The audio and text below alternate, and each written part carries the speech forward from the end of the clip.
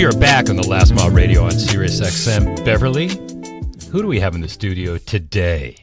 We are honored to have Evan Feinberg with us today. Evan, welcome to the Last Mile Radio. Chris, Beverly, it is so great to be with you today. Thanks. We really appreciate it. And so glad you could join us. And we've been on this journey together. I think it's now for about 5 years working with you and Stand Together. And you sort of witnessed the Last Mile journey to become a really progressive prison education program. And we really appreciate your support. We're entering in our 15th year now, and we've gone through a lot of progression, and hopefully expansion. But it's really helpful to understand. We want to get into Stand Together. We want to get into, a lot of the things you're doing there. But it's really helpful to understand, especially when people are, living lives of service. What is the origin story? Like, what brought you to this? Because you have many options. What brought you to this cause today? Yeah, well, it's a great question. Again, it is so great to be with you. From a very young age, I was interested in the ideas that helped people to flourish, ideas that could change the world. I did debate as a kid and got into philosophy. I studied political science and political theory in college. And I really decided at an early age to dedicate my life to what are the ideas, what are the principles, what are the values that enable each and every person to realize their full potential. And so, as a kid, I watched The West Wing. It was my favorite television program, still is. I watch it over and over again when I'm jaded by today's politics. And, so you think about how do you apply big ideas to change the world? And so that drove me into politics and public policy for a little while. But along the way, I kept realizing that often the answers just aren't there. They're not in the rules of the game, so to speak, alone, though I think policy and politics are important. I realized that there were certain principles and values that enabled people to flourish and realize their full potential in ways that we could engage with our neighbors, the people around us, the least fortunate, the most vulnerable in our communities. And so I decided that I really wanted to dedicate my life to the ideas that can help the most vulnerable to overcome barriers, realize their full potential, and live lives of meaning and purpose in a way that we would all benefit. And you had this realization as a young adult, as a teenager? Like, how did you come to that? That's remarkable. Oh, it was a journey. Like I said, I watched The West Wing, wanted to get into politics. Eventually that led me to working on Capitol Hill and running for Congress myself at a very young age. Wow. And I lost, so it wasn't too impressive. But along the way, I realized that I felt like I had some ideas and gifts that I could contribute. And one thing led to another, and I found myself in a position to be able to work with some really amazing philanthropists and leaders to build a new effort called Stand Together Foundation. And that new effort was going to apply the ideas and principles that have led throughout history to human flourishing and human progress, and apply it to community-based work, nonprofits, social services, relationships that could help people to overcome barriers. And so I've, for the last 8.5 years in particular, been helping to build that organization into what it is today, and it's just been an incredible ride. It's important for you to know also that this show is not only on Sirius XM, but it's played in all of our classrooms across the country, in prisons across the country. So people are hearing your story and really motivated by the possibilities and stretching yourself. You said you ran for office, you lost, but you did it. You stretched yourself. And I think that's a really important theme. Well, thank you. And what an incredible opportunity to talk to the individuals that you are working with in prisons and in classrooms across the country, individuals who have the most incredible leadership talents and gifts, but too often society has seen them for either their worst mistakes or for injustices that have led to their circumstances. And, when society sees them for their leadership potential, for their entrepreneurial ability, for their technical capabilities, for their unique gifts, that's when we change the world. And so to us at Stand Together Foundation, it is all about paradigm shifts, changing the way we think about people and problems. And that's what's going to change our country. And so the opportunity to share with those individuals in classrooms across the country that we believe in them, that we're excited about what they can contribute and how their example is going to inspire not only many more people in their circumstances to follow their lead and realize their potential, but hopefully change paradigms for all those individuals that are locking people up and not thinking about what they're capable of, not thinking about either redemption or opportunity for second chances, or frankly, not seeing the humanity and potential of those individuals in the first place. Hopefully, it's an opportunity to share with them that we see it and that we're bringing that message to the world. I love it. You know, we have a sign in every classroom that says, believe in the process. And we believe in them just as you do. And we believe change is possible if you provide the opportunity. And I just am so proud and honored that you came to us, someone from Stand Together, invited me to lunch. I think it was in 2016. And she just wanted to learn more about what we do and what our goals were. And I think it was when we had just launched our coding program in Indiana, I think it was. Yeah, when, that's right. Because I think 2014 is when we launched in San Quentin. But we had a great conversation, and she said she'd get back to us. I said, I hope it went well. And then lo and behold, we were invited into the Catalyst program. Yeah. In 2016. And can you talk a little bit about that? Because I think that's important. You know, the supporting through Stand Together is great. However, bringing those organizations together, and can you talk about that? Because Catalyst has become a community. Absolutely. So you're talking about my colleague, Lauren McCann, and she came back from that lunch raving about what you all were doing and had the opportunity to do some site visits and see what you were doing in action. And it's worth starting there. When we started Stand Together Foundation, we had these ideas and we were learning about what drives people overcoming even the most significant obstacles to overcome those barriers and realize their full potential. And we said, well, we don't know exactly what we're going to do yet, but we know that there are people in communities all over the country, social entrepreneurs and change makers that are doing the work. And what if we can go out and meet them and find them, and we'll know it when we see it. This is driving really transformative change. And so over the course of 2015 and 2016, that's the work that we did.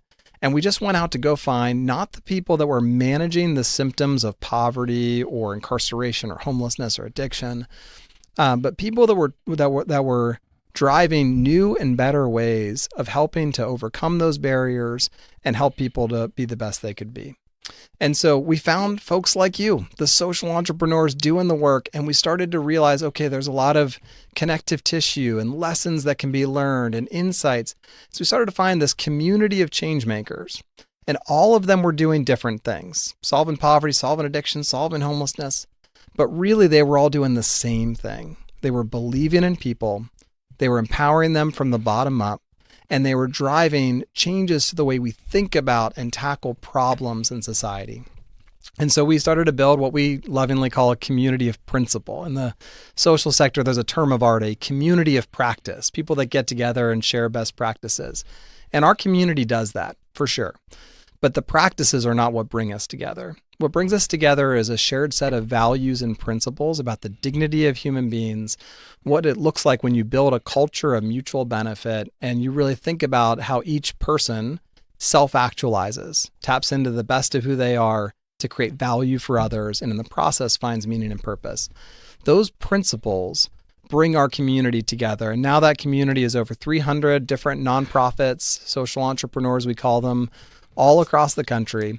And if you think about Last Mile's journey, that's what you all do. You don't deliver a program. You don't just do one thing that's some evidence-based best practice that you deliver that you know works, and so you just do it over and over again.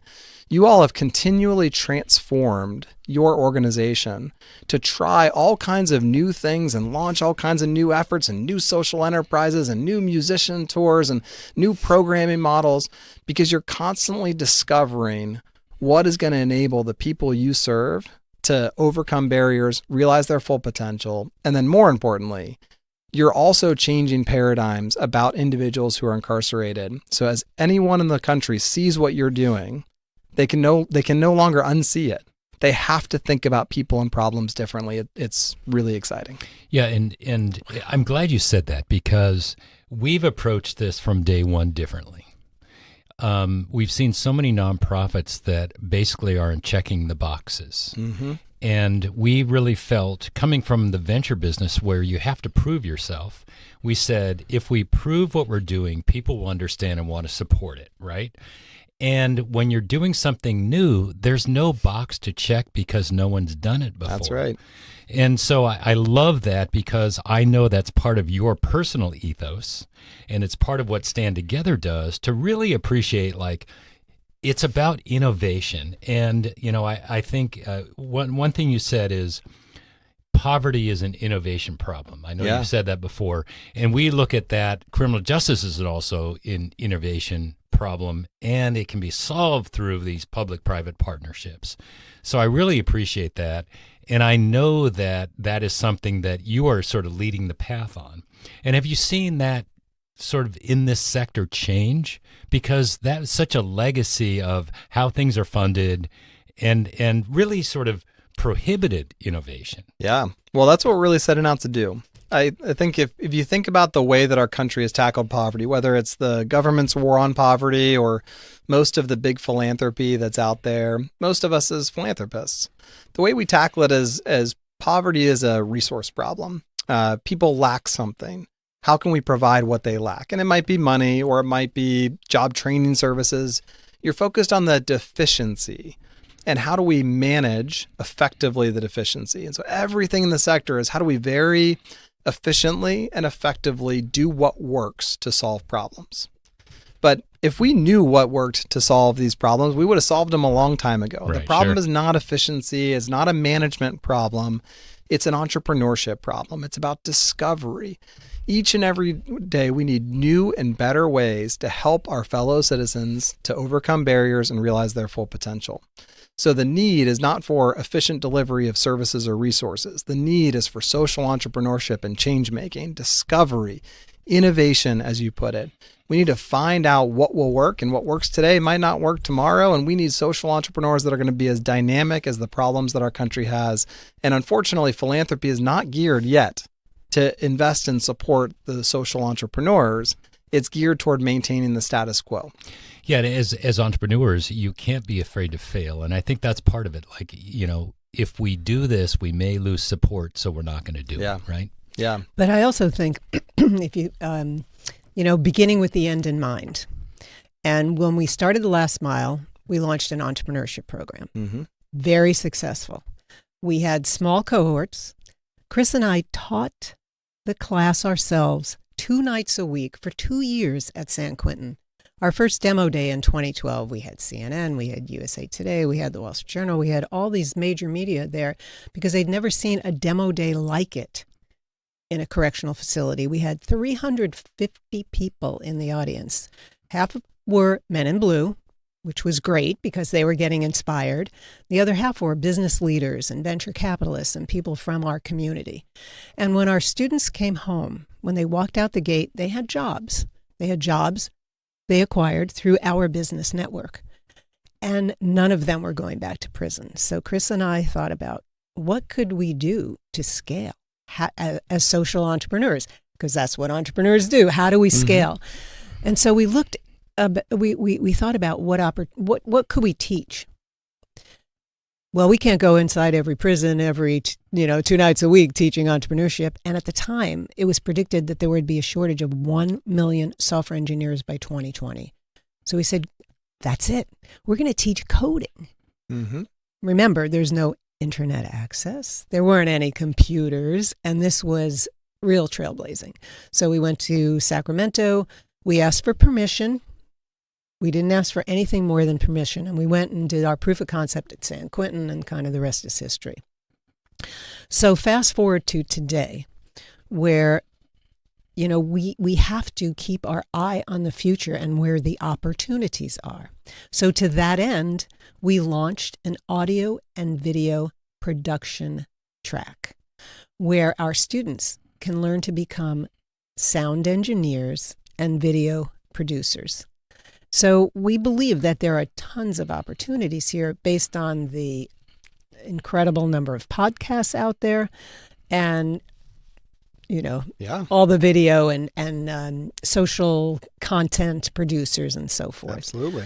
So, Stand Together Music is something that, we think aligns with what we're doing in the in our educational program. So I'm just curious, what initially was the mission of Stand Together Music, and, which artists are involved today? Because we did watch and participate in several of the events that Chase put on during COVID, and we loved it. So what's the trajectory there now? That's awesome. I'm glad you asked, because one of my favorite things about The Last Mile is that you've got MC Hammer involved, right? Yes. And so brings back some good memories for me. Yeah. I won't reveal my age, but exactly how young I was. Nor will I. But as a very young kid, I think the first time I ever tried to do a dance move in front of other people was trying to do the Running Man. You're better than I. And I'll show you after the show. What's clear is that I have no musical ability, no singing, no dancing, no artistic capabilities whatsoever. And so it's fun to get to use actual skills to support an organization like The Last Mile and this incredible community of change makers that we work with. And let it come full circle and get to work with MC Hammer in a different capacity. Love it. But you mentioned Stand Together Music. It's actually now part of Stand Together Music, Sports, and Entertainment. And so if you think about the real work that we're doing at Stand Together is not just helping nonprofits to be effective, for example, it's reshaping paradigms, how people think about the big problems in our society and how we solve them. If you're going to do that at any kind of scale, you need to be able to do it in the culture. It's so important. And so we've been engaging in different efforts in the music industry and in the sports industry and in entertainment, where individuals who share our perspectives or want to do good things in the world come together with Stand Together to do things at scale that make a difference. And so that can look like a major campaign we have called 1 Million Strong, partnering with our partner, the Phoenix, a peer-to-peer addiction recovery effort that gets incredible results. Yep. Love Scott Stroh. We had him on the show. That's Love right. It. Yep. You did have him on the Scott's a dear friend and a phenomenal human being. If you think about what the Phoenix is doing, they're going to get to 1 million individuals in recovery very soon. I think they just crossed the 400,000 threshold. They were at 4,000 a few years ago when we started working with them. 400,000 today. And they're adding like 20,000 new members a month right now. They're on that hockey stick curve. It's really exciting. When they get to 1 million members, that's a meaningful percentage of individuals experiencing addiction in the country. But that's not why it's so powerful. It's so powerful because if that many people are experiencing the Phoenix and recovery, and if people hear about it through efforts like 1 Million Strong, which is going to music venues and festivals and partnering with artists to get the word out about it, if you add all of that up, you get a cultural movement where people realize a very important thing about addiction recovery and about human beings more generally. And that's that instead of focusing on the deficiency of addiction, if you focus on belonging and belief and contribution in the lives of others, where everybody at the Phoenix, their own recovery is something they contribute to the other members of that community. When people become outward focused and belong and find their strength and resilience, they can live lives of incredible success and meaning and purpose. Those lessons are not only about addiction recovery. Those are lessons that I can apply in my own life each and every day. And they're lessons that I can apply when a loved one is struggling with addiction. And they're also lessons I can learn about when a colleague at work is having a tough day. Right. And so that's the big opportunity is if you can take an effort like the Phoenix that can teach those lessons, and then you can combine it with the incredible reach of the Oakview Group and their music venues, or an Aloe Black who, is top of all the charts these days, and a dear friend. He was also on the show and a dear friend. He's an amazing human being. if you combine it with artists like that and venues like that, and you start to see how you can start to change the culture, and everything else is downstream from culture. If you think about the criminal justice space where you work, the moment the culture starts to see individuals who are incarcerated for their humanity and potential, that's when we start incarcerating fewer people. It's when we start giving people second chances, when we start acting in a way that rehabilitates and offers redemption rather than locking people up and throwing away the key. That all that stuff changes when people change their principles and beliefs and paradigms, and that happens in the culture, and that's what we're doing. I love it. And that's also vitally important to change the culture inside the companies who are providing second chances. I say they're fair chances because many of the people never had a first chance. That's true. But the cultural shift inside the companies is vitally important for successful careers for our students and our alumni. Yeah, people talk a lot about second chance hiring, and I fear that sometimes it gets talked about like you're going to do a solid for other people. It's like almost like charity. Yep. And I think that as long as we ask businesses to do so out of like a concept of giving back, the ceiling for what's going to change is really low. Right. But when you start to see the amazing individuals who are currently incarcerated, who often have chosen to use their incredible leadership skills or entrepreneurial skills just for illicit behavior, perhaps because those are the only options or whatever it might be, when we start seeing them for those skills and talents rather than the deficiency, you all of a sudden realize, well, those are absolutely the kinds of people I want leading teams and driving new opportunities and being entrepreneurs in my company. And so instead of seeing it as a second chance, seeing it as untapped talent pools. For sure. Love it. It's going to totally transform the way we operate in business culture. And that's what I mean by paradigm shift. Mm-hmm. We need to think differently, even among those who are advocating for good things. We need paradigm shift that starts to see people differently. I just wanted to give a shout out to Hammer. You mentioned Hammer before. Because I knew Hammer 5 or 6 years before we even had the concept of the last mile. A lot of people don't know that he was in Silicon Valley. He's from Oakland and did a lot in the tech community. So we knew him from that community. Mm-hmm. We actually met him at an event that was put on by the godfather of Silicon Valley. Yeah. Right? Yeah, but so when we had the concept for Last Mile, he was one of the first calls that I made. Mm-hmm. And a lot of people don't understand, too, that he does so many things behind the scenes. This is not window dressing. This is not just a celebrity putting his face on something. He actually does lean in.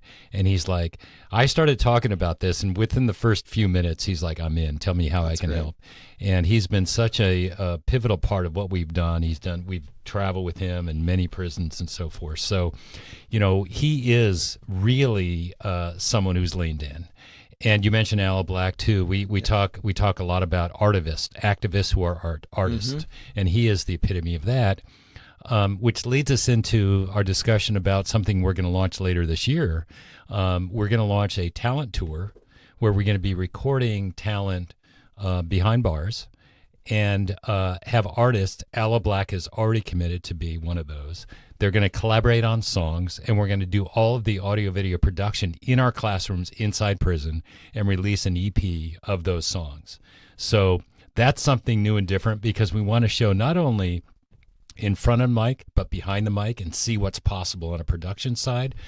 So we're really excited about that, and I know we're going to work together on this project. That's absolutely amazing. Anything we can do at Stand Together to come alongside you all. Careful what you say there. It's this is the work of social entrepreneurship, right? It's social entrepreneurs have ideas, and those of us that can bring additional capabilities to bear to support entrepreneurs and doing that good work is a win-win. And so what an exciting opportunity. It makes great sense to me that you'd be thinking about that, and I think it'd be an incredible opportunity for the folks in your classrooms and for the country to see what you're up to and what you're working on. Absolutely. We're excited about it, and so we're going to launch it later this year. It's great. We'll see what happens. But okay, I want to just do a sidebar. What was that? Just talking about people seeing what and hearing about what we're doing and how they want to contribute and get behind it, and that is that we were at a Pacers game, Indiana Pacers game, in 2023, last year. And Steve Simon, who is also a supporter of the Last Mile and a friend, invited us to the game, and some of our students who had returned home and others. And here we are at the game.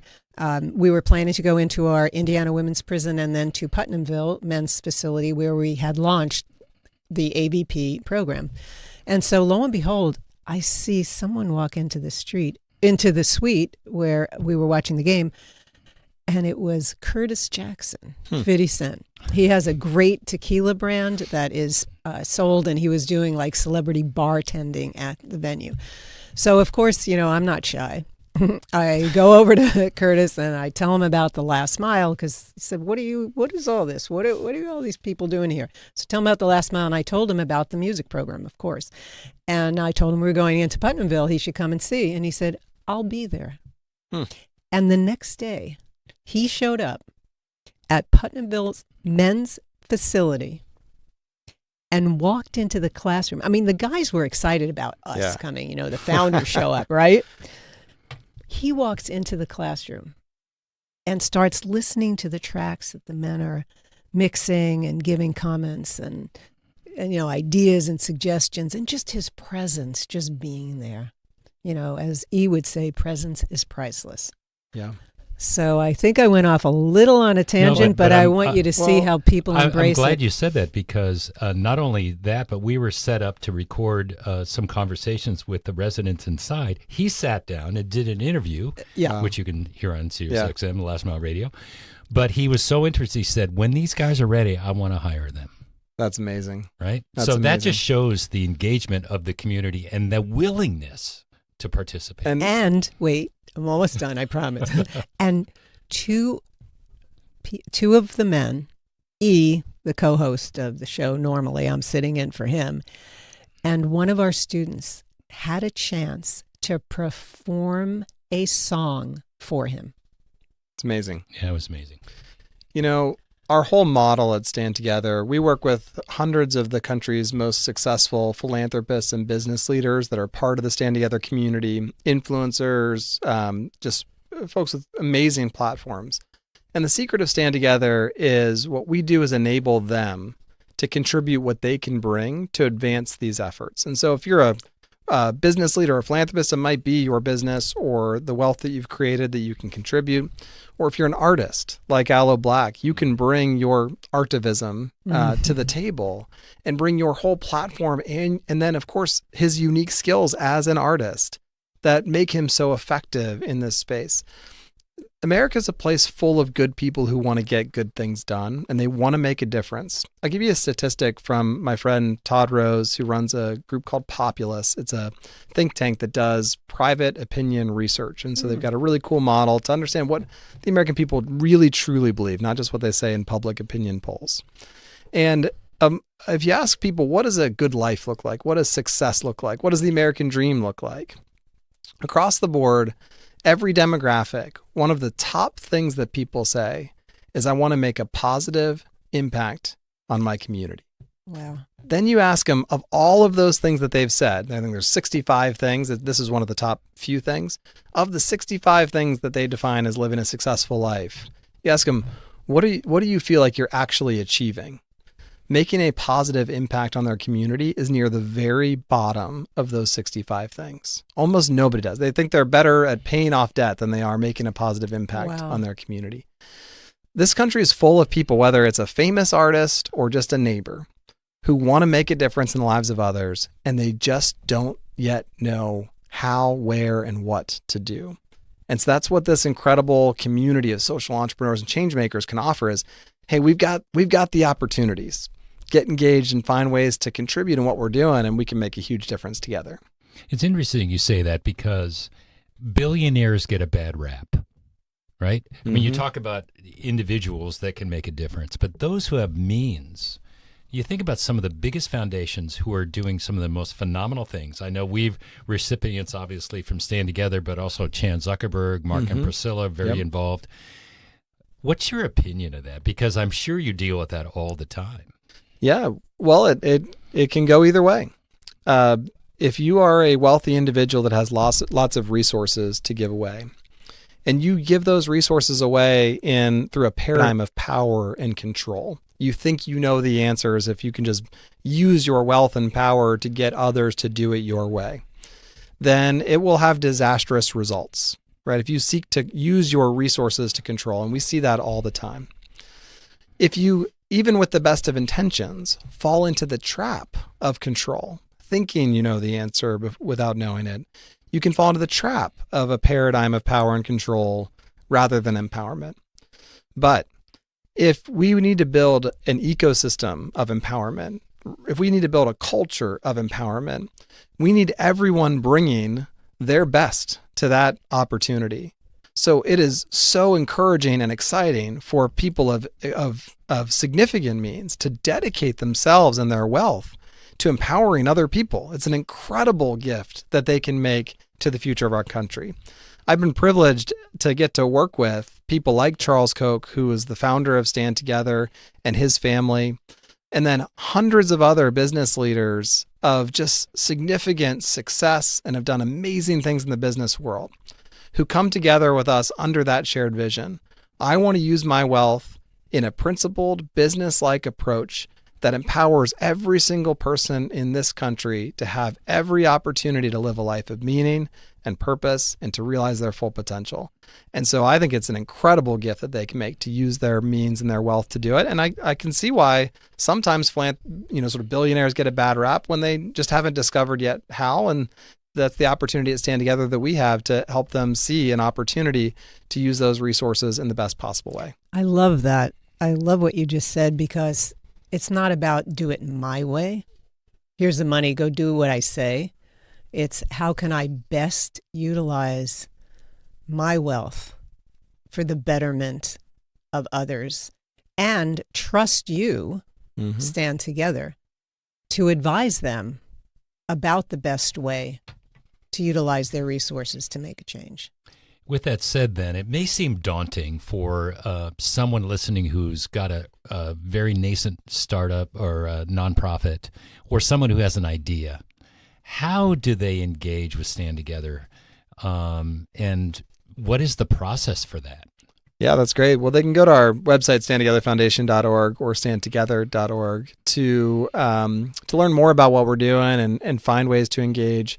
We have a very competitive catalyst program. The Last Mile is a sterling example. We're looking for those really frontier, disruptive, change-making nonprofits. The main criteria that we talk about for that program is if everyone in the country were to learn about your effort, and if your effort was wildly successful to the point that it became that kind of household name, so transformed lots of lives in meaningful ways, would it change the way the country tackles that problem? Would it be disruptive in the sector that it's in?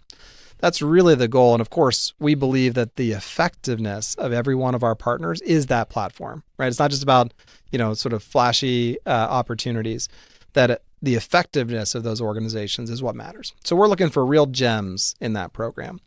But we continue to publish new content curriculum. We're building new learning platforms as we speak to welcome anybody in. If you're a nonprofit leader and you're saying, I just want to learn about how I could better manage my organization and apply the ideas that we've been talking about today, they can come to Stand Together, and we've got all kinds of resources for them and would love to continue to collaborate on anything we can do to help them apply these ideas and be more effective. I say anybody with an idea needs to go and check out Stand Together Foundation or standtogether.org, because the journey is incredible and it's helped many people in our organization to grow. And as you know, right now we're at 50 employees, half of whom have lived experience, and it has helped them tremendously, those who have participated in some of the CAP programs and others. So we appreciate that. That's wonderful. So tell me, what is the long-term vision for Stand Together Foundation? Well, it's pretty ambitious. It is to. I'm not surprised. It's to build movements of the American people to shape the paradigms that we have as a country, to reshape our culture in America so that it always and everywhere reflects the principles that drive human progress, that our institutions, our communities, our businesses, our education, our government reflect the principles that enable everybody to flourish, that these principles characterize the way we act toward one another. That's a pretty lofty vision. But it's an achievable one. If you think about our country's last 250 years, we set out in our charter, in the Declaration of Independence, to live up to certain principles, that everybody's created equal, that each and every person, by nature of being a human being, has the right to life and liberty and the pursuit of happiness as they define it. And that's how people find meaning and purpose.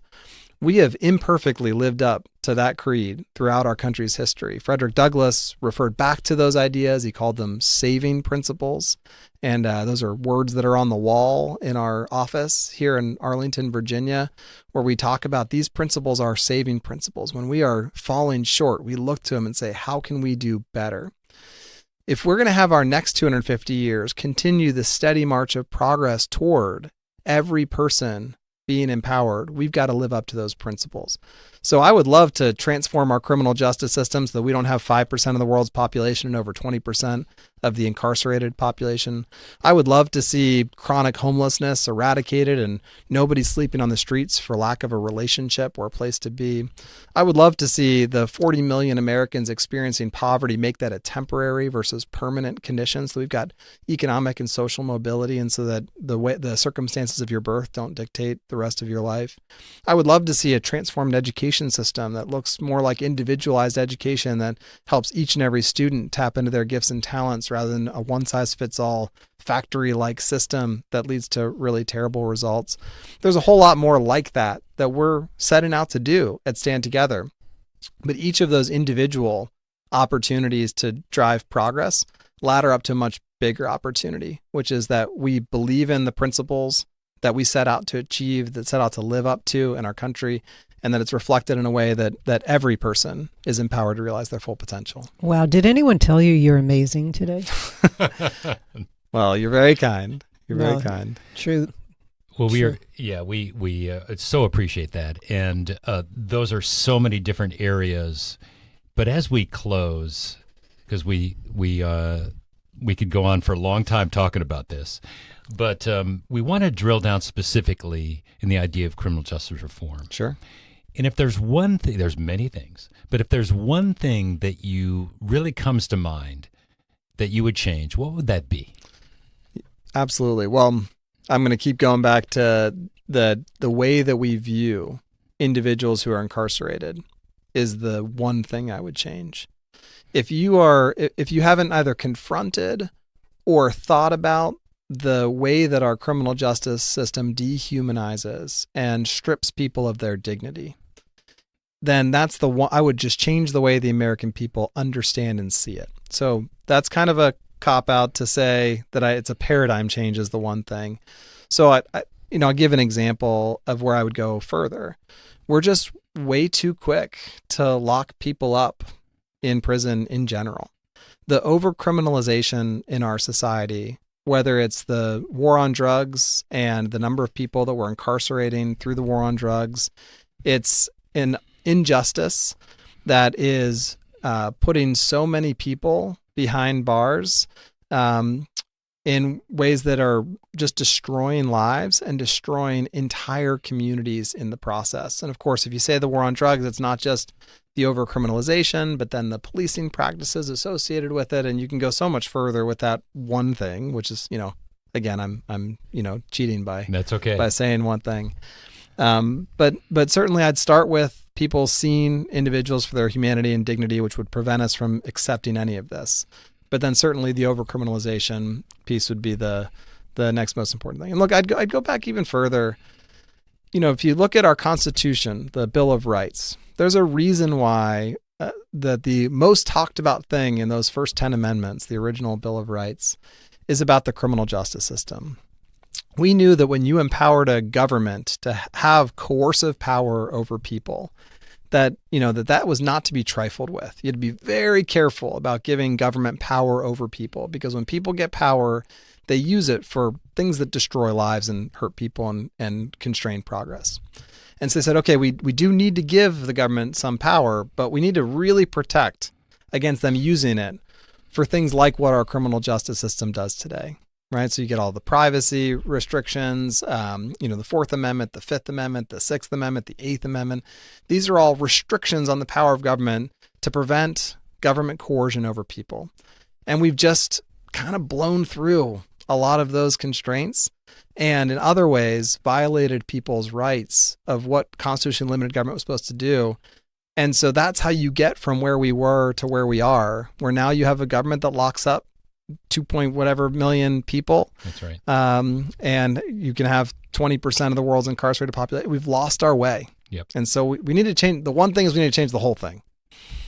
Well, we don't disagree, but we start with stigmas. You mentioned stigmas and Absolutely. Starting to humanize. That's a great way for everybody to start. Just treating people as people. Amen. And not treating them by their one mistake or the worst mistake they made. So we really appreciate that message. And we really appreciate you coming in and sharing with us because it's been a great partnership over the last 5 years, but also we have a lot of work to do in the future, but we appreciate you sharing that with us today. Thank you for all you do, sincerely, from the bottom of my heart. It's amazing how much you can affect change in the world. Well, through your work. Thank you so much. It's such a joy just to get to be a small part of all of the success that you all have driven and led, and I'm thrilled to get to be here to talk more about it so that many more people can follow your lead, be social entrepreneurs and change makers, and drive the kind of change that you're driving in the world. It's what's needed for the future of our country. So Thank you. Thanks you. Thanks again. Appreciate it. And we'll be back soon on the Last Mile Radio on Sirius XM.